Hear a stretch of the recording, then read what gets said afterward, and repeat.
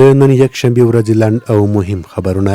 د ټولګټو چارو وزارت مسؤلینو ویلي چې د سالنګ لوی لار د وزارت تخنیکي ډلې او کارکوونکو لخوا بیرته د ترافیکو پر مخ پرانیستل شوې ده.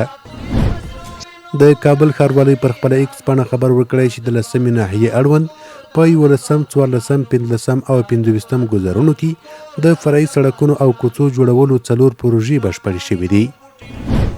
بلخ کې د اوسپنې پټلۍ ادارې مسؤلین وایي په 1402 کال کې د یاد بندر له لارې له چین، روسیې، ازبکستان، قرغیزستان او قزاقستان هیوادونو څخه افغانستان ته او له افغانستان څخه یادو هیوادونو ته نږدې 3.5 میلیونه ټنه صادرات او واردات شوي دي. د ارزګان ولایت په ګیزاب ولسوالۍ کې د پاکو اوبو رسولو یوه شبکه جوړه او ګټې اخیستنې ته وسپارل شوه.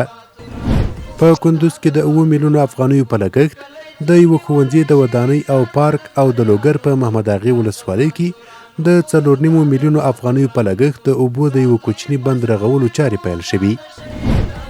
په بغلان ولایت کې د اسلامي امارت ځایي چارواکي وایي چې د یاد ولایت په دوشي ولسوالۍ کې د 250 میلیونه ډالرو په لګښت د کلګي بند رغولو لپاره هڅې پیل شوي دي.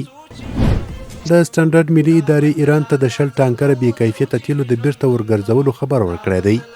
یا د ادارې ویلي چې د فرا 8 میل یا شیخ ابو نصر فراهي له لارې 60 ټانکره بې کیفیته تیل چې د دې ادارې له سټنډرډونو سره مطابقت نه درلود بیرته ایران هیواد ته مسترد کړي دي.